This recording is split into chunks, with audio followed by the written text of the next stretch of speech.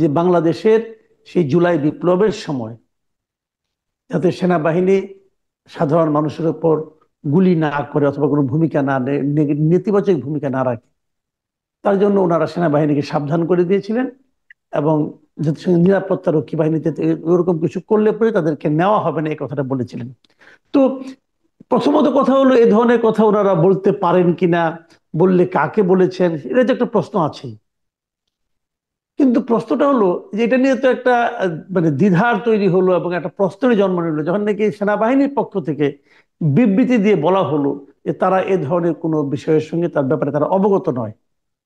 তো এই যে বিষয়টা, তাহলে ভুল বললো কে, অথবা অসত্য বললো কে, অথবা অসত্য বলে থাকলে কেন বললো, কোন প্রেক্ষিতে বললো, সেনাবাহিনীর পক্ষে কি অন্য কোনো ধরনের বিবৃতি দেওয়া সম্ভব ছিল কিনা, এই সামগ্রিক বিষয় নিয়ে আমি সবগুলি প্রশ্ন একসঙ্গেই করলাম। আমি আপনার কাছ থেকে ডিটেল, আপনি যা বুঝেন অথবা আমাদের যা বোঝাতে চান, সেটা আমরা একটু শুনতে চাই। ধন্যবাদ। দেখুন, ভলকার তুর্ক যে বক্তব্যটি রেখেছেন, তিনি খোলামেলা বক্তব্য রেখেছেন। আর আমাদের আইএসপিআর এর পক্ষ থেকে যে বিবৃতি এবং ব্যাখ্যাটি দেওয়া হয়েছে, সেটাও কিন্তু খোলামেলা ভাবেই প্রকাশ করা হয়েছে। এবং পূর্ণাঙ্গ ক্যানভাসটা দুটো মেলালে পাওয়া যাবে। খেয়াল করে দেখেন, আমাদের আইএসপিআর এর যে বিবৃতি, সেখানে আহ, এড়িয়ে যাওয়া হয়েছে একটা বিষয়। সেটি হচ্ছে, মানে, বলা হয়েছে যে ভলকার তুর্ক মহোদয় যে বক্তব্যটি রেখেছেন, সেইটি, যে ইঙ্গিতটা করেছেন তিনি, সেই কমিউনিকেশনটা সরাসরি সেনাবাহিনীকে করা হয়নি। যদি করা হয়ে থাকে তাহলে তৎকালীন সরকারকে বা সরকার প্রধানকে হয়তো বলা হয়েছে। এরকম একটা ইঙ্গিত কিন্তু আছে সেখানে। আর আমাদের দেশপ্রেমিক সশস্ত্র বাহিনী, তারা এ পর্যন্ত গত 23 বছরে 27,000 কোটি টাকা আপনার আমাদের দেশের জন্য আর্ন করেছেন, হার্ড কারেন্সি যেটাকে আমরা বলি। আমি নিজে জাতিসংঘ সদর দপ্তরে গিয়ে নিজেকে খুব উঁচু মানুষ মনে হয়েছে যখন দেখলাম আপনার বিশাল প্রমাণ সাইজের ছবি আমাদের সশস্ত্র বাহিনীর সদস্যরা মাইন সুইপিং যে করছেন, সেটার দেয়াল গাত্রে ঝোলানো আছে। তো এটি হ্যাজার্ডাস একটা কাজ, জীবনের ঝুঁকি আছে। কিন্তু এই ঝুঁকিপূর্ণ কাজটা কিন্তু কৃতিত্বের সঙ্গে আমাদের বাংলাদেশি দেশপ্রেমিক সেনাবাহিনীর, সশস্ত্র বাহিনীর সদস্যরা বিভিন্ন দেশে করেছেন। তো একটা বিষয় হচ্ছে যে হার্ড কারেন্সি আর্নার একটা ভূমিকা আছে তাদের। এবং সেই কারণে, এবং এটার আবার একটা সমবন্টন আছে, মানে এক অর্থে একেবারে প্রাইভেট সোলজার থেকে শুরু করে 3 স্টার জেনারেল পর্যন্ত এটার আপনার সুফল পেয়ে থাকেন। ফর এক্সাম্পল, আমার যিনি কমান্ডেন্ট ছিলেন মিলিটারি একাডেমিতে, লেফটেন্যান্ট জেনারেল হাফিজ, তিনি কোর দে ভোয়াতে ফোর্সেস কমান্ডার হিসেবে কাজ করেছেন। আহ, তিনি আবার ন্যাশনাল ডিফেন্স কলেজে আমার তত্ত্বাবধানে 1 বছর আপনার আইআরপি, যে আহ, অভিনিবেশ সহকারে অনুশীলন করতে হয়, সেটি সম্পাদন করেছেন।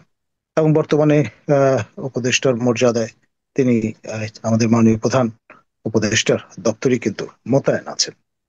তো এই যে উদাহরণগুলো, সেগুলো রীতিমতো আহ, আমাদের সবার জন্য দৃষ্টান্ত, বলা যেতে পারে সাকসেস স্টোরি বা গুড এক্সাম্পল। আমি নিজে ডেমোক্রেটিক রিপাবলিক অফ তিমুর লেস্টেতে লং টার্ম অবজারভার হিসেবে আইআরআই এর পক্ষ থেকে, অর্থাৎ রিপাবলিকানদের পক্ষ থেকে আমি কাজ করেছি।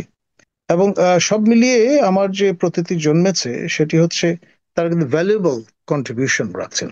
অতি সম্প্রতি আমাদের মাননীয় সেনা প্রধান, তিনি সেন্ট্রাল আফ্রিকান রিপাবলিক থেকে প্রত্যাবর্তন করেছেন। আমাদের যে কন্টিনজেন্ট গুলো কাজ করছে, সেগুলোর কার্যক্রম পরিদর্শন করতে গিয়েছিলেন।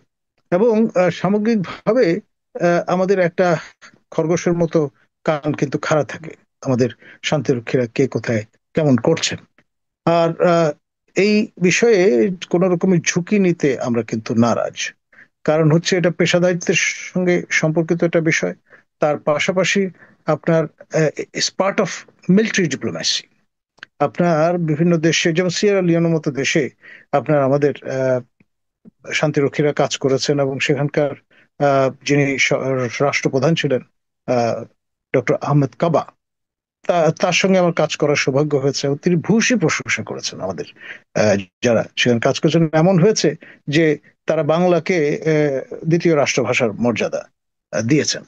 তো এই যে অ্যাচিভমেন্ট গুলো, সেগুলো কোনোভাবেই খাটো করে দেখবার সুযোগ নেই। তো সেখানে আপনার ভলকার মহোদয় যা কিছু বলেছেন, তিনি নিজ দায়িত্বে বলেছেন, এবং আমার ধারণা সত্যি কথাই বলেছেন। আবার একই সঙ্গে আমাদের সশস্ত্র বাহিনীর পক্ষ তার থেকে মানে যে আপনি আপনি আপনি থামাচ্ছি, আপনি তাহলে বলতে চাচ্ছেন যে এই কাজগুলো না করলে শান্তিরক্ষা করলে পর শান্তিরক্ষা বাহিনীতে বাংলাদেশের সেনাবাহিনীকে নাও নেওয়া হতে পারে, এটা সেনাবাহিনীর জন্য একটা বড় ধরনের চাপ, আপনি এটা বলতে চাচ্ছেন?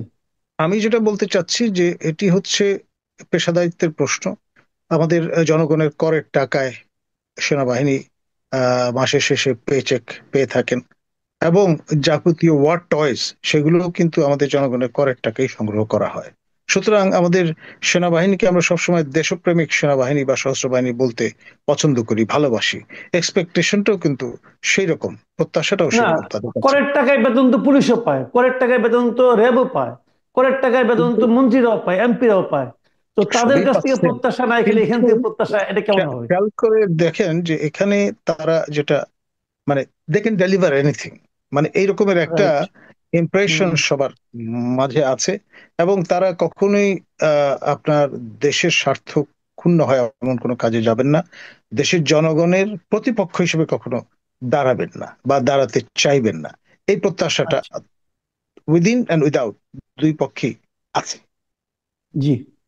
জি, এখন এখন তাহলে প্রশ্নটা হলো যে ভলগার টুর যে কথাটা বলেছেন, সেই কথাটার যে প্রতিবাদটা আজকে সেনাবাহিনীর পক্ষ থেকে করা হলো, আজকে না কালকে যে জি, প্রতিবাদটা করা হলো, এখন এই প্রতিবাদ থেকে আমরা যারা সাধারণ মানুষ, আমরা তো একটা আহ, দ্বিধায় পড়ে গেলাম যে আসলে তাহলে কে ঠিক বলেছে। আপনি একটু আগে বললেন যে হয়তো এটা গভর্নমেন্টের সঙ্গে কথা বলেছে, কিন্তু মানে সরকারের সঙ্গে মানে তৎকালীন যারা সেই সরকার ইঙ্গিতটা ছিলেন আইপিআর এর বিবৃতিতে কিন্তু আছে।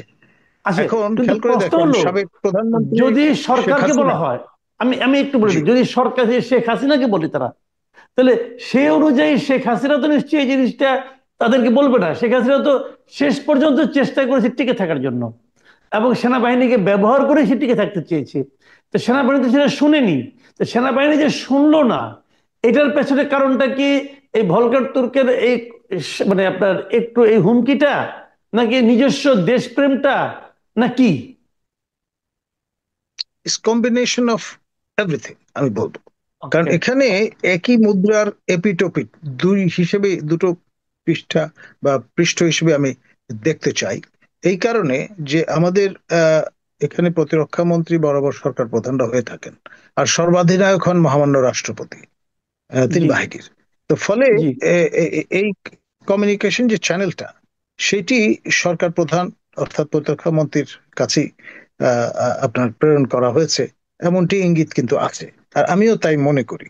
এখন বিষয় যেটা, সেটা হচ্ছে যেই বার্তাটি প্রদান করা হলো, সেটি যদি মনোপুত না হয় সরকার প্রধানের, অথবা তিনি ভিন্ন ন্যারেটিভ হাজির করতে চান, তাহলে জি। বিষয়টা অন্যরকম। আর খেয়াল করে দেখেন, আমাদের যে সেনা কালচারের দরবার কালচার আছে একটা, সেই মোগলাই ট্রেডিশন, এবং জি। সেখানে সবাই সকল র্যাঙ্ক ফাইলের লোকজন থাকেন, এবং তাদের মতামত, মানে হয়তো it's not one way traffic. আমাদের যিনি মাস্টার অফ দ্য সেরিমনি, তিনি হয়তো বক্তব্য রাখেন, মাননীয় সেনাপ্রধান, এবং বক্তব্য শেষ হওয়ার পরে কালচার যেটা, কোনো ডাউট আছে কিনা, কোনো প্রশ্ন আছে কিনা, কেউ কিছু বলতে চান কিনা, ফিডব্যাক দিতে চান কিনা, সেটি কিন্তু নিঃসংকোচে নির্ভয়ে তারা দিয়ে থাকেন। এবং যে ফিডব্যাকটা মাননীয় সেনা প্রধান পেয়েছেন, জেনারেল ওয়াকারুজ্জামান, ডেফিনেটলি তাকে তার সিদ্ধান্ত নিতে সহায়তা করেছে। ইউনানিমাস একটা আপনার ফিডব্যাক তিনি পেয়েছেন যে আমাদের সশস্ত্র বাহিনীর গর্বিত সদস্যগণ, তারা কোনো অবস্থায় জনগণের বিপরীতে অবস্থান নিতে চান না, নিরস্ত্র মানুষকে আপনার গুলি করতে তারা অপারগ। এই জি। যে ফিডব্যাকটা, সেটি সরাসরি প্রদান করা হয়েছে, এবং তার উপর ভিত্তি করে যখন এটি পাবলিকলি প্রনাউন্স করা হলো, খেয়াল করে দেখেন, ডি ডে যেটি, সেটি ছিল 6 তারিখ। সেখান থেকে এগিয়ে 5 তারিখে নিয়ে আসা। ওই অ্যাসুরেন্স উপর ভিত্তি করে সশস্ত্র বাহিনী থাকবেন অন ডিউটি, কিন্তু তারা কোনো অবস্থায় জনগণের ওপর গুলি বর্ষণ করবেন না। এই নিশ্চয়তা কিন্তু শতভাগ এবং বিশ্বস্ততার সঙ্গে প্রদান করা হয়েছে, এবং সেটা আমাদের যারা অ্যাক্টিভিস্ট ছিলেন, বিপ্লবের কাণ্ডারী যারা ছিলেন, যারা কর্মী বাহিনী ছিলেন, সবাই কিন্তু সেটি বিশ্বাস করেছেন। এবং বিশ্বাস করার কারণেই আপনার ওই এতটা এতটা দৃঢ়মূল ছিল এই বিশ্বাসটা, যে জন্য 6 তারিখ থেকে 5 তারিখে এগিয়ে নিয়ে আসা হয়েছে। তারা জি কিন্তু সময় ক্ষেপণ করতে চাননি। জি, বুঝতে পেরেছি। কিন্তু এখন প্রশ্নটা হলো যে যে সেনাবাহিনী দেশের প্রয়োজনে, জাতির প্রয়োজনে, আপনি বললেন যে সরকার প্রধান সাধারণত সেনাবাহিনীর প্রতিরক্ষা মন্ত্রণালয়ের দায়িত্বে থাকেন, কাজে সেইভাবে উনি যেমন নির্বাহী এখন প্রধান ডক্টর থাকেন। ইউনূস আছেন। জি, সেই নির্বাহী প্রধানের কথাও তারা মানলেন না দেশ ও জাতির প্রয়োজনে। তাই তো ছিল ব্যাপারটা। তাহলে এবং এটা এখন এটা এমন নয় যে প্রথমবারের মতো এটি ঘটলো। এই আচ্ছা, ধরনের এর ঘটনা আগেও আমরা ঘটেছে। কিন্তু এরশাদ হুম, পতনের সময় আমরা দেখেছি, যে দেখেছি। নুরুদ্দিন হ্যাঁ, যে অবস্থানটি নিয়েছিলেন জনগণের হ্যাঁ। পক্ষে, অভ্যুত্থানের তাহলে পক্ষে। জনগণের পক্ষে সেনাবাহিনী অবস্থান নিয়েছেন, জি, এবারও জি, নিয়েছে এবং নিয়ে থাকে।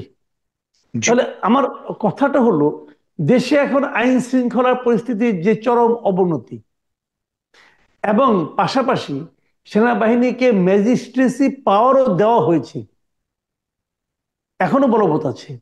তাহলে এই মানে আপনার আইন শৃঙ্খলা পরিস্থিতির অবনতি থেকে একে উন্নতি ঘটানোর জন্য আমরা সেই দেশপ্রেমিক সেনাবাহিনীর এবং সেই ম্যাজিস্ট্রেসি পাওয়ার প্রাপ্ত সেনাবাহিনীর ভূমিকা কি প্রত্যাশিত মাত্রায় দেখছি? নো, একেবারে খোলামেলা বললে বিষয়টা, যেটাকে আমরা এমফ্যাটিক ইয়েস বলি, তার ঠিক উল্টোটা। নো। এবং এটা কেন এটা কেন হচ্ছে? হচ্ছে? যারা তস্কর শ্রেণীর মানুষ, যারা কোট আনকোট ডেভিল, তারা আপনার খুব ভালো করে জানে, তাদের জন্য এটা গ্যারান্টিড মেসেজ যে সেনাবাহিনী গুলিবর্ষণ করবে না। এবং নতুন করে নিজের নির্দেশনা দেয়া আছে, সেটি হচ্ছে অতিরিক্ত বল প্রয়োগ করবে না, ন্যূনতম বল প্রয়োগ করবে। এখন ধরুন আমার সঙ্গে আহ স্বয়ংক্রিয় অস্ত্র আছে, আমি ব্র্যান্ডাইজ করছি, সেটা দেখাও যাচ্ছে, কিন্তু যারা ফোয়েজ বা যারা অপোনেন্ট, বেলিজারেন্ট, তারা খুব ভালো করে জানেন আমি এটি ব্যবহার করব না। আমার রুলস অফ এঙ্গেজমেন্টে বলা আছে যে এটি ব্যবহার করা হবে না। এটা পরিষ্কার। যেই বিষয়টি গণমুখী ছিল চিন্তাটা আপনার এই জুলাই অগাস্ট, বিশেষ করে অগাস্টের প্রথম সপ্তাহে, সেটি এখন কিন্তু টার্গেট অডিয়েন্স পাল্টে গেছে। আপনার রুলস অফ এঙ্গেজমেন্ট ডিফারেন্ট। এই সময়টা রিভিউ করাটা দরকার। তা না হলে এই পুরো বিষয়টাই ফার্সিক্যাল বলে মনে হবে। ম্যাজিস্ট্রেসি ক্ষমতা আপনি দিচ্ছেন, কিন্তু আপনার নখ এবং দাঁত নেই। সুতরাং সেই রকম একটা কাগুজে বাঘের ভূমিকায় আপনাকে রত থাকতে হবে, এবং সেটা দিনে দিনে প্রশ্নবিদ্ধ করে তুলবে এই অবস্থানটিকে। আর দায় অবশ্যই সরকার প্রধান এবং যারা সরকারে আছেন তাদের। আপনার আপনি সশস্ত্র এমনি বাহিনীকে দায়ী করব না। মাঝখানে আরো একটা বিষয়, সশস্ত্র বাহিনীর প্রধান একটা কথা বলেছিলেন, দেশের যে অরাজক পরিস্থিতি এবং এটা নিয়ে তার যেটা আশঙ্কার কথা উনি বলেছিলেন।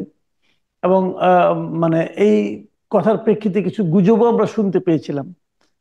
সেই গুজবগুলো ও মানে আসলে অতটা হালে পানিও পায়নি। গুজব তো গুজবই। কিন্তু আমি বলতে চাচ্ছি যে ডক্টর ইউনূসকেও মানে একটা বিদেশি, যেমন গার্ডিয়ান পত্রিকার একটা ইন্টারভিউ ওনার দেখলাম, সেখানে উনি এই কথাগুলি বলেছেন যে সেনাবাহিনীর সঙ্গে ওনার সুসম্পর্ক আছে, খুবই ভালো সম্পর্ক আছে। কিন্তু এই কথা বলার পাশাপাশি ওই গার্ডিয়ানে যিনি সাংবাদিক ছিলেন, তিনি কিন্তু এই কথাটাও উল্লেখ করেছেন, ওই গুজবের কথাটা উল্লেখ করেছেন। ওই ধরনের একটা গুজব আছে, আর গুজব হিসেবে উল্লেখ করলো, পত্রিকায় তো উল্লেখিত হয়েছে। এই হওয়ার মাধ্যমে কি সেনাবাহিনী একটা বাড়তি চাপের মুখে পড়ে যাচ্ছে না? দেখুন, বাংলায় একটা প্রবাদ আছে, যা কিছু রটে তার কিছুটা তো বটে। নেহায়েত গুজব বলে আপনি পুরোটাই কিন্তু উড়িয়ে দিতে পারেন না। এক। দ্বিতীয়ত, আপনার এখানে অ্যানালজি ড্র করার একটা ব্যাপার আছে। আপনার মাননীয় সেনা প্রধান রাওয়াতে গিয়ে যে ভাষণটি দিয়েছিলেন, সেটির টার্গেট অডিয়েন্স কিন্তু আপনাকে খেয়াল করতে হবে। এরা সব অধিকাংশই ছিলেন অবসরপ্রাপ্ত আপনার সেনা কর্মকর্তা বা সশস্ত্র বাহিনীর Right, কর্মকর্তা right. বৃন্দ। আর আমার পাশেই দণ্ডায়মান ছিলেন বিপুল ভোটে জয়লাভ করা আমাদেরই একজন টক শো শিল্পী, আমি বলবো কর্নেল হক, Right. অবসরপ্রাপ্ত তিনি সেনা কর্মকর্তা, এবং সম্প্রতি তিনি উমরা করে ফিরেছেন। এখন তিনি তার মতো করে একটি ব্যাখ্যা প্রদান করেছেন, আবার নানানজন নানান ভাবে বিষয়টা নিয়ে বক্তব্য রেখেছেন, কিন্তু মেসেজ